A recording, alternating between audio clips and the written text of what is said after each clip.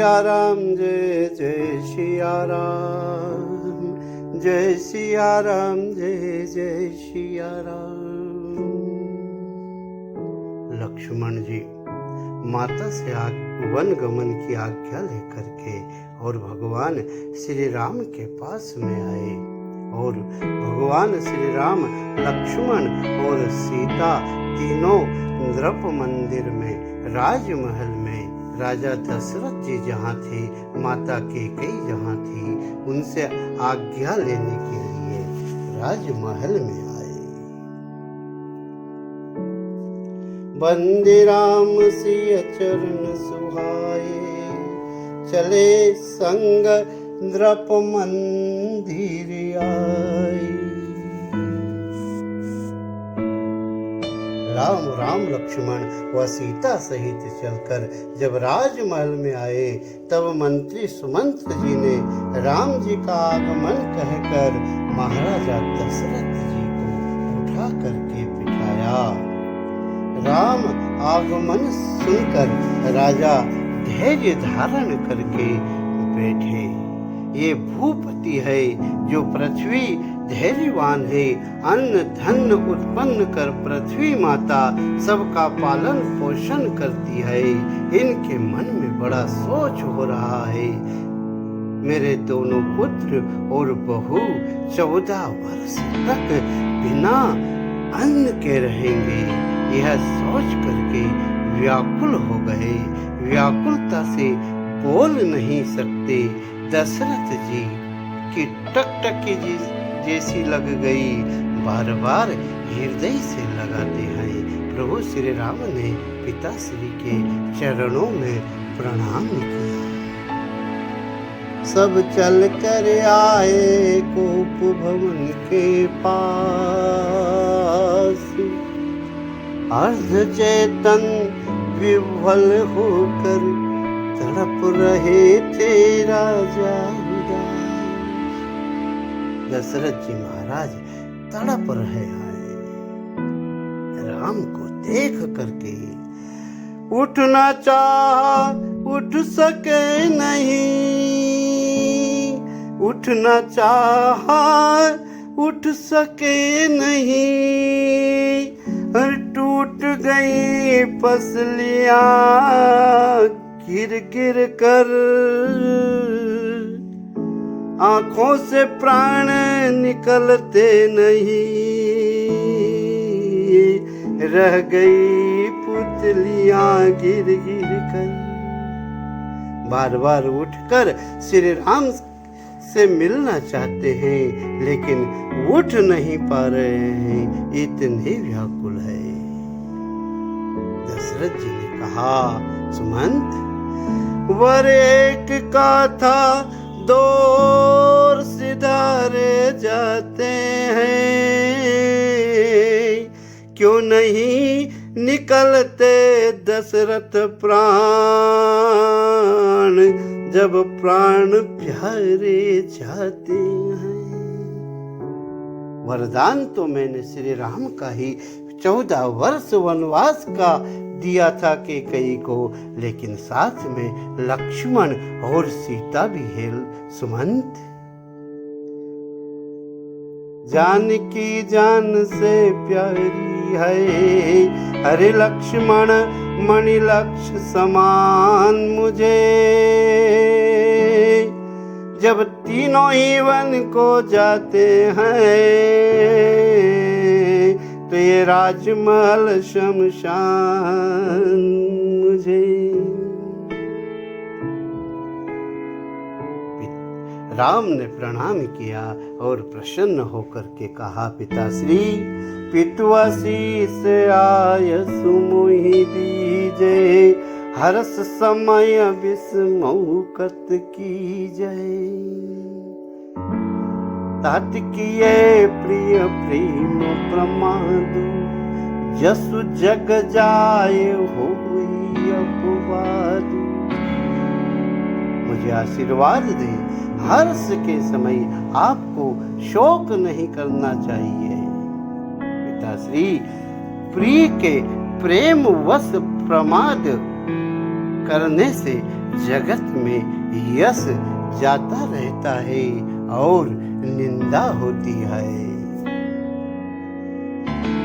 सत्य का पालन करने से संसार में सुयश आपका होगा और आप माता कैकेयी के वरदान रूपी ऋण से ऋण होंगे। विचार करिए, अपने प्रिय से प्रेम करना तो उचित है, परंतु प्रेम वश कायर बनकर प्रमाद करना अनुचित है। आपका ही संस्कार है। आप ही कहते थे कि नहीं असत्य समपातक पुंजा, गिरि सम होय कि कोटिक गुंजा। असत्य से बढ़कर संसार में कोई पाप नहीं आए। आप धर्मज्ञ व गुणज्ञ हैं। भगवान श्री राम ने जब ये वचन कहे तो दशरथ जी महाराज ने श्री राम की भुजा पकड़ करके और पास में बिठाया और श्री राम से कहने लगे, बेटा राम, सुनहु तात तुम कहूँ मुनि कहई, राम चराचर नायक अहई। तुम्हारे लिए महात्मा मुनि लोग ऐसा कहते हैं कि तुम तो चराचर के नायक हो और शुभ और अशुभ कर्मों के अनुसार ईश्वर हृदय में विचार करके फल देता है। अर्थात यह सारा संसार कर्मानुपात संहिता के अनुसार चलता है। जो कर्म करता है उसे फल भोगना पड़ता है, परंतु आप जैसे चराचर नायक के होते हुए यह विधि के विपरीत कैसे हो रहा है? श्री राम ने कहा, पिताश्री, विपरीत क्या हो रहा है? दशरथ जी ने कहा, बेटा राम, दशरथ जी ने कहा, बेटा राम, अयोध्या की राजनीति इस प्रकार चली। कैकेयी ने मुझसे 2 वरदान मांगे, जिसमें प्रथम वरदान तुम्हारा वनवास। कैकेयी ने मांगा अपराध कैकेयी का, मैंने वरदान दिए अपराध दशरथ का, और मंथरा ने सात्विक कैकेयी के मन को दूषित किया, अपराध मंथरा है। इस समय अपराधी मैं हूं, कैकेयी है और मंथरा है। चराचर नायक ब्रह्म राम, हमारे दुष्कर्मों का फल हमें होना चाहिए। तुम 14 वर्ष तक कंद मूल खाकर घास पर सो करके और इतना दुख क्यों भोग रहे हो? किसी और ने नहीं, मैंने तुम्हारी शपथ खा करके कैकेयी से वरदान देने की कहा। कैकेयी ने मांगा। मुख को सजा न मिल करके आंख को आपके दर्शन से विमुख क्यों रखा जा रहा है? और करे अपराध को और पाओ फल जो। तुम तो चराचर नायक हो, परम ब्रह्म हो। अपराध कोई और करे और उसका फल कोई और भोगे, यह कैसी विडंबना है? इसका उत्तर मुझे दो। श्री राम। दशरथ महाराज ने बाह पकड़कर श्री राम को बिठा लिया और बाह को जकड़ कर पकड़ कर बैठे हैं, कहीं राम छूट न जाए, वन को न चला जाए। श्री राम का बड़ा संकोची स्वभाव, कहे तो क्या कहे। कर्म के अनुसार ही मनुष्य को फल मिलता है। दशरथ जी के द्वारा श्रवण का वध हुआ और उसका ही परिणाम यह था कि पुत्र वियोग में प्राण छोड़ना था, लेकिन श्री राम का बड़ा शील स्वभाव, संकोची स्वभाव। धीरे से श्री राम ने कहा, पिताश्री, अति विचित्र भगवंत गति, को जग जाने जो। भगवान की लीला बड़ी ही विचित्र है, उसे जानने योग्य जगत में कौन है। तो दशरथ जी ने कहा, राम, वास्तविकता यह है बेटा कि हम राघव के कैया। वाल्मीकि रामायण सर्ग 34 श्लोक नंबर 26। दशरथ जी महाराज ने श्री राम की बाह पकड़ी और कहा, बेटा मेरी बात को ध्यान पूर्वक सुन। हाँ पिताश्री, कहिए। अहम राघव के कैया वरदानीन मोहिता, अयोध्याम त्वमेवाद्य भव राजा, निग्रह्य मम। बेटा इस समय धर्मात्माओं में श्रेष्ठ, वाक्य कोविद, धर्म धुरंधर, सत्यवादी, धर्मज्ञ तुम्हारा पिता दशरथ अपने अधीन नहीं आए। इस समय कैकेयी के बुद्धि के द्वारा तुम्हारे पिता के मन मस्तिष्क दूषित हो चुके हैं, राज्य करने योग्य नहीं है। वृद्धावस्था में वृद्ध पिता की, किसी किसी पिता की यदि बुद्धि भ्रष्ट हो जाती है, काम नहीं करती है, जब वह पिता समाज विरोधी कार्य करता है, समाज में उसका और उसके पुत्र का, उसके परिवार का उपहास होता है, उस समय एक बुद्धिमान, चतुर और प्रवीण पुत्र का यह कर्तव्य होता है कि वह अपने पूज्य पिता के हाथ में हथकड़ी और पैर में बेड़ियां डाल करके उसे काल कोठरी में बंद कर दे। समाज विरोधी कार्य वह न कर पाए, उस कार्य को करने से रोके। यही स्थिति आज मेरी है श्री राम, कि हम राघव के कैया वरदानीन मोहिता। इस समय कैकेयी की दुर्बुद्धि के द्वारा मेरी दुर्बुद्धि हो चुकी है, मेरे मन मस्तिष्क काम नहीं कर रहे हैं। मैंने स्वयं ही अयोध्या के राज सदन में तुम्हें राजा बनाया है और तुम राजा ही बने रहो, और अपने पिता को हाथों में हथकड़ियां, पैरों में बेड़ियां डाल करके और तुम श्री राम वन को ना जाओ, राजा बन जाओ। यह मेरा आदेश है, मेरे आदेश का पालन करो।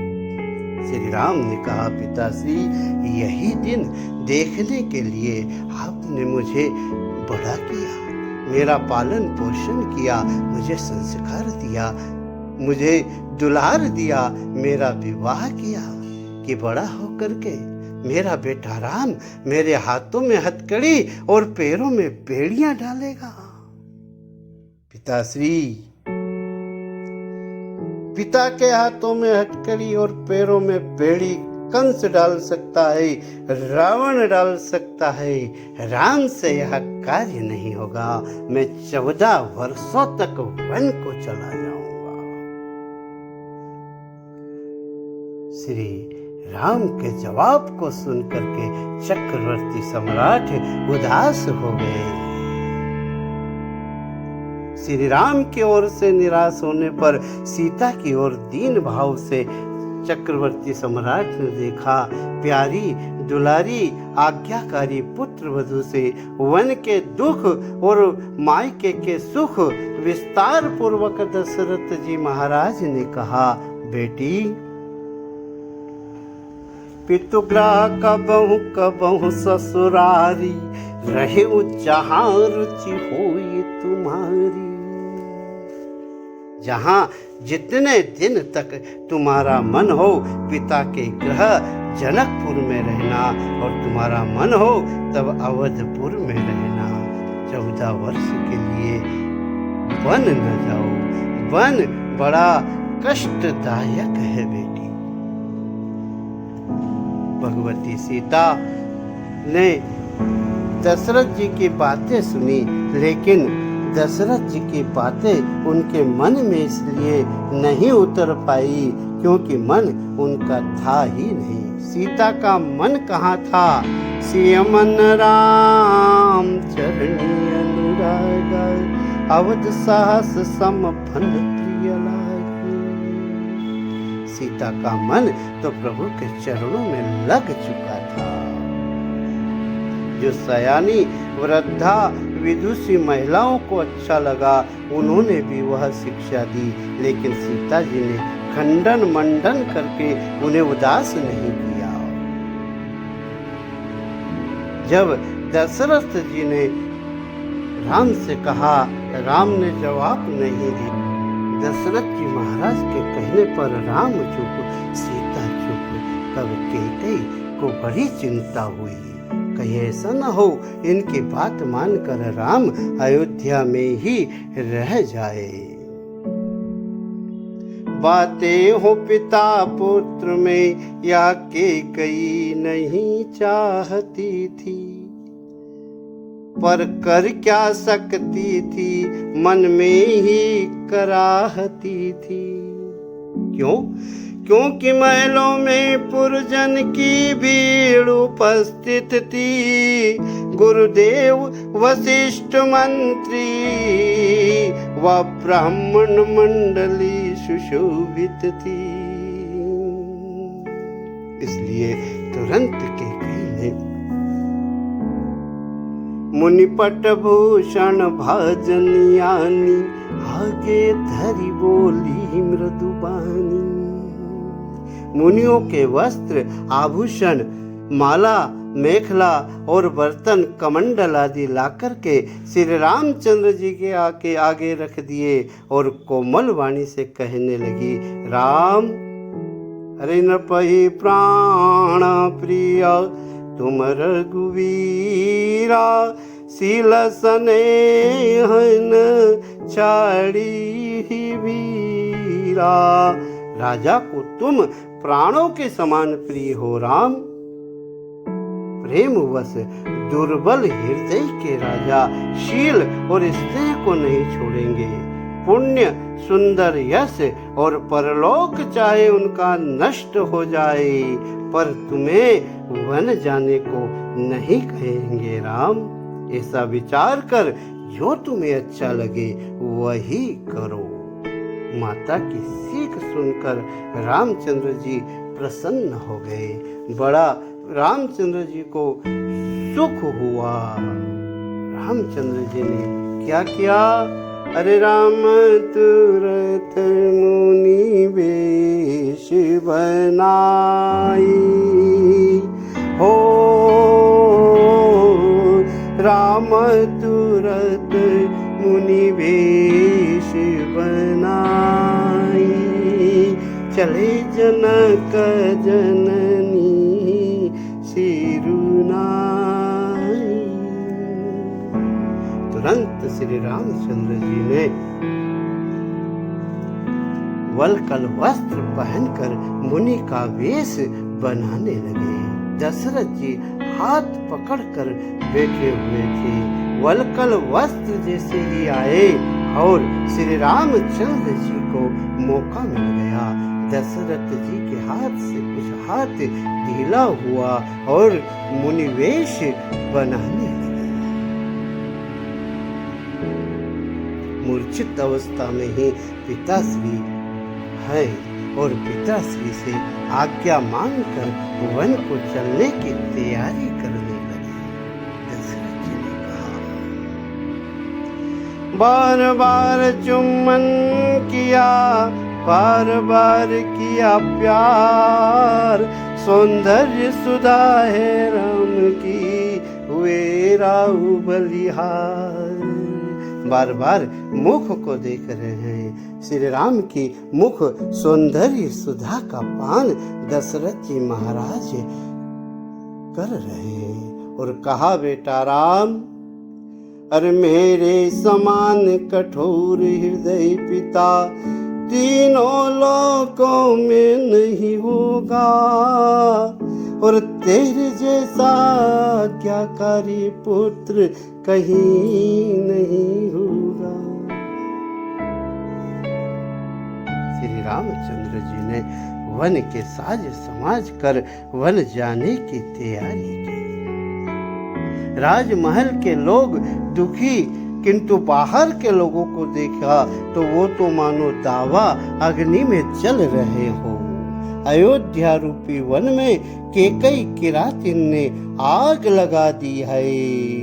विधि के किरातिन किन्नी, जेहि दव दुसा दसहु दिशि दिन्नी। दसों दिशाओं में केकई किरातिन ने राम वनवास की दुख की आग लगा दी है। श्री राम ने अवध के वे ब्राह्मण जो पूजा पाठ और राजमहल में करवाते थे, उन्हें वर्षासन वर्ष भर का आसन प्राप्त करते हैं। उन्हें 14 वर्ष तक का भोजन के प्रबंध किया, अर्थात उनके 1 वर्ष भोजन का प्रबंध श्री राम ने किया। और जैसे ही आगे बढ़े तो वशिष्ठ मुनि सामने दिखाई दिए। वो गुरुदेव के चरणों में प्रणाम किया। भीतर नहीं गए, बाहर ही, बैठे नहीं, खड़े खड़े ही गुरुदेव के चरणों में प्रणाम करके खड़े हो गए और सब विप्रों को बुलवाया। और गुरु सन कई बार शासन दिन है, आदर दान भी नहीं बस किन नहीं।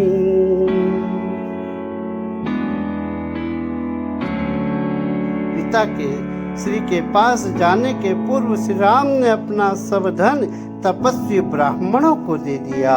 जो श्रेष्ठ ब्राह्मण गुरु ग्रह में वास करते हैं उनको दान किया।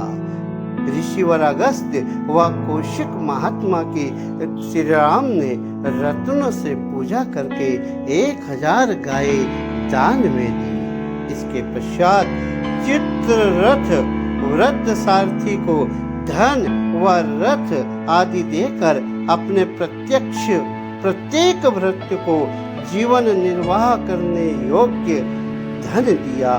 सूत, मागध व बंधी को भी श्री राम ने दान दिया और कहा, गुरुदेव ये सब सेवक घर के ही है। दासीदास बुलाई बहुरी, गुरु ही सौंप बोले कर।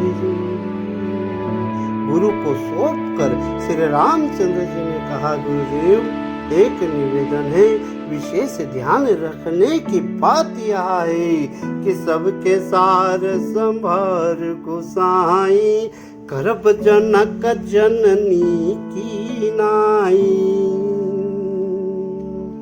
ये सब सेवक घर के हैं, ये अयोध्या छोड़कर कहीं जाने न पाए। गुरुदेव एक ही निवेदन है, आप इनकी देखभाल करते रहना। क्यों? क्योंकि ये दासी दास जो है वो जनकपुर से दहेज के साथ आए हैं।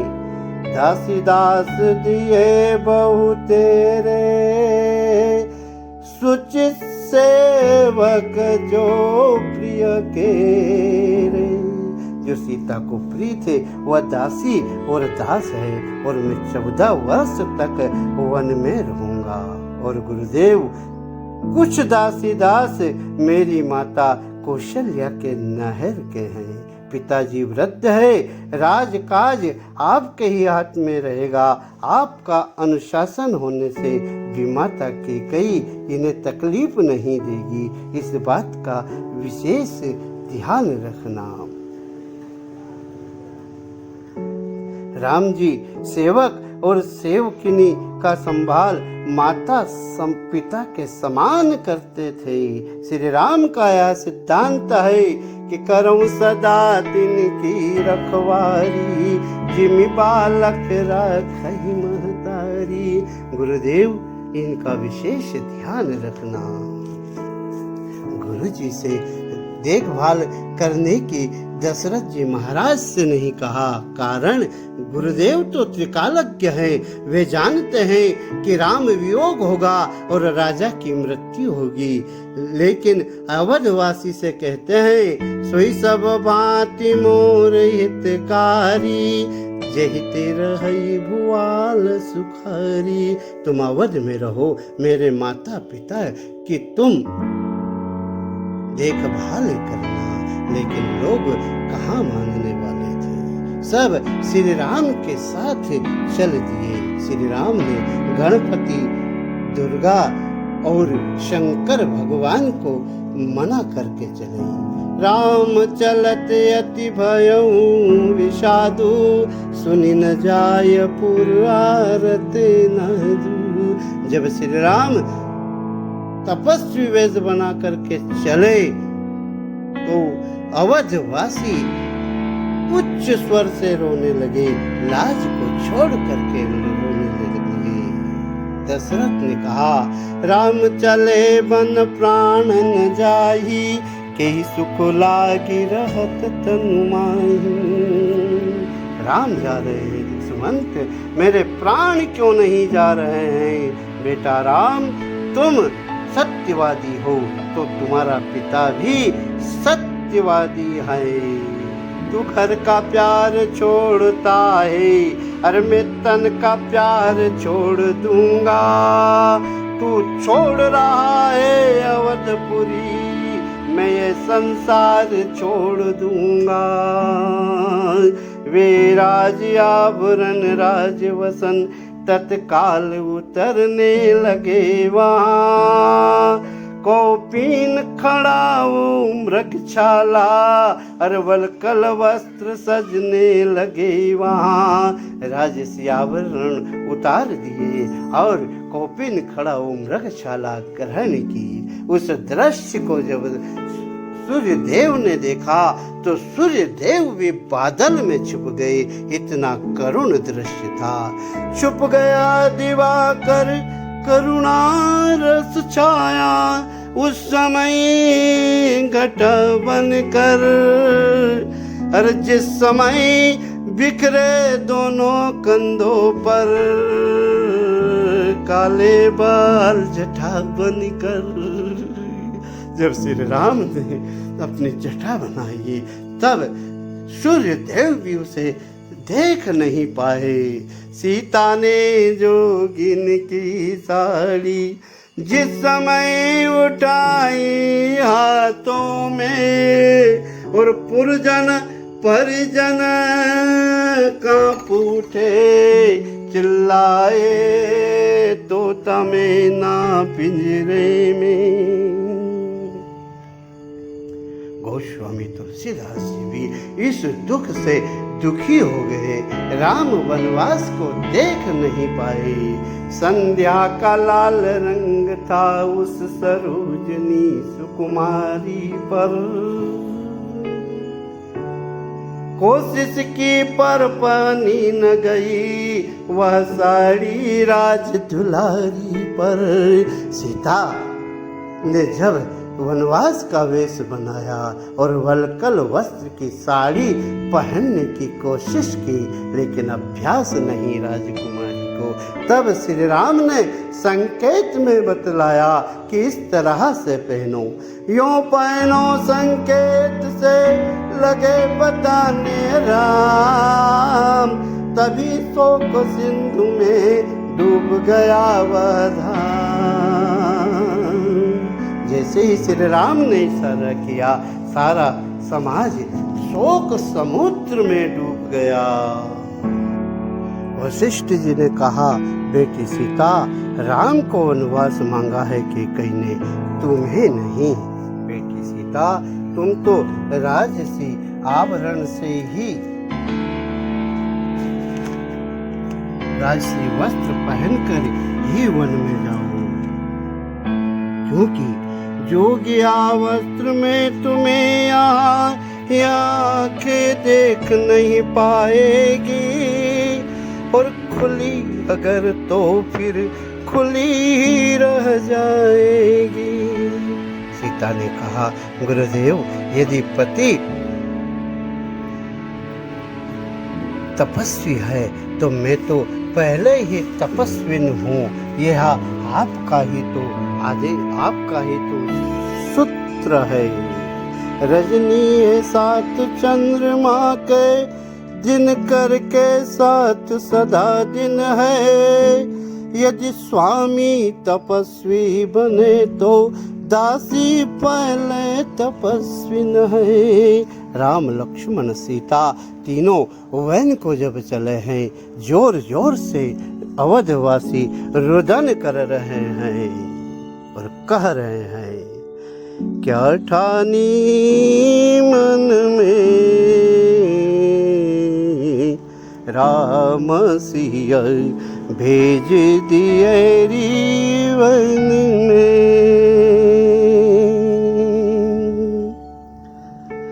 राम बिना मेरी सुनी अयोध्या, लक्ष्मण बिन ठकुराई। और सीता बिन मेरी सुनी रसोई, कौन करे चतुराई। हो मैया तूने क्या ठानी मन में, राम सिया भेज दिए वन में। सियावर रामचंद्र जी की जय।